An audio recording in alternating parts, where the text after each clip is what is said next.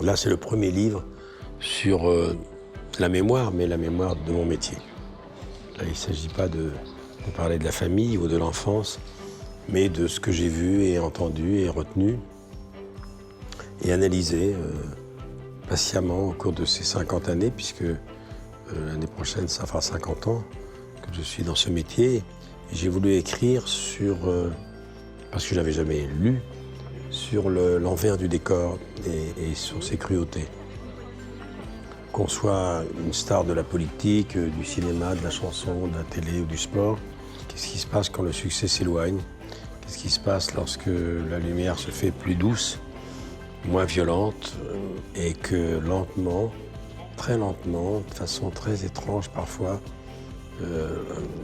on bascule de l'autre côté. On vous fait comprendre qu'il faut descendre du train, qu'il n'y a plus de place pour vous dans ce train-là. Et on attend sur le quai qu'il y ait un deuxième train qui passe. Moins rapide parfois. Et il met du temps à repasser. Et quand il repasse, est-ce que c'est pas déjà trop tard? Dans quel état on est? S'il repasse un jour, parce qu'il y a des cas où il ne repasse jamais.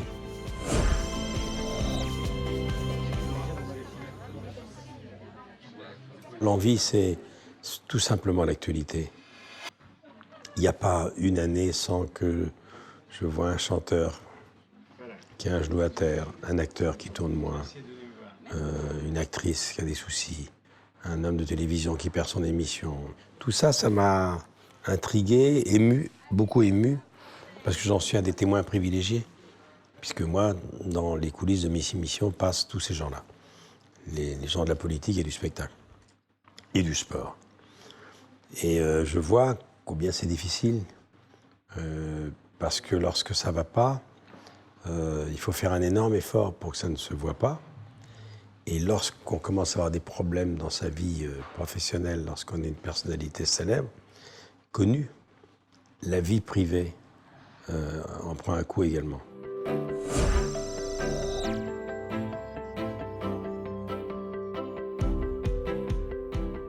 En 68, Zitron était une star immense. Et puis 68 a décapité beaucoup de gens, moi compris.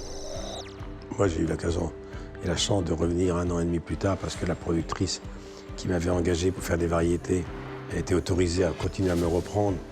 La sanction touchait le journaliste que j'étais, journaliste sportif. Mais j'avais 26 ans, à 26 ans, on a le temps de se refaire. Quand c'est arrivé à toute cette génération qui avait 50 ans, qui avait des enfants de mon âge, ça a été plus compliqué. Avoir une contre-performance à 26 ans, ça va. À 50, c'est plus compliqué. Pour reprendre la route, pour espérer recoller au peloton, se remettre, c'est compliqué.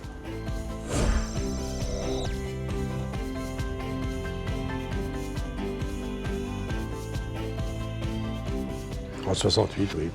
Quand j'étais viré en 68, j'ai trouvé le temps très long, alors que c'était simplement 1 an et demi, même pas. C'est pas très long, 1 an et demi, mais c'est très long. Quand on a 26 ans, qu'on est déjà dans le coup, qu'on est dans le peloton de tête, et puis paf, on tombe. On tombe, le peloton est parti. Est-ce qu'on va revenir face au vent? Est-ce qu'on va revenir à la force du mollet tout seul? Qui peut vous aider à recoller? Est-ce que vous avez trouvé un équipier qui va vous ramener vers le peloton? Ouais, j'ai pensé que ce serait compliqué. Et d'ailleurs, tous les autres sont revenus beaucoup plus tard que moi et sont revenus diminués. Moi, je suis revenu, mais je n'étais pas diminué physiquement ni intellectuellement.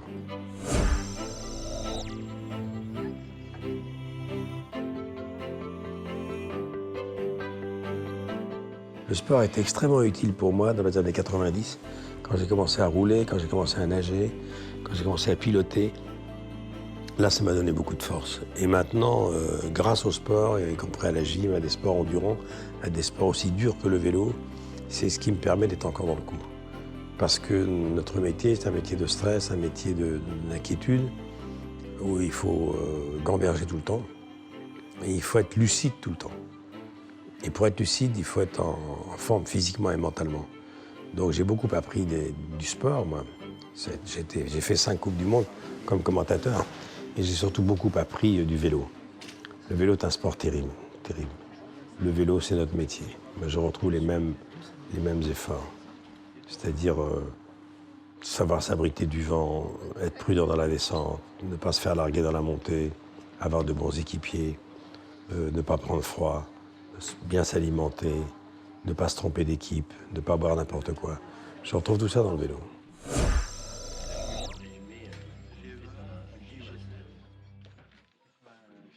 Non, mais je le mesure quand je vais en province, à travers les conversations que j'ai avec le public, qui a lu mes livres, qui me suit depuis des années, et je rencontre des gens. C'est comme un chanteur, hein. J'ai l'impression que j'ai un peu la même vie que Sardou, que Hallyday, que Bruel ou que Aznavour. Il y a des gens qui viennent me voir en disant vous m'accompagnez depuis 50 ans. Des femmes qui ont mon âge. Il y a des gens qui me disent voilà, moi je vous ai connu reporter sportif. Ensuite, la dame vient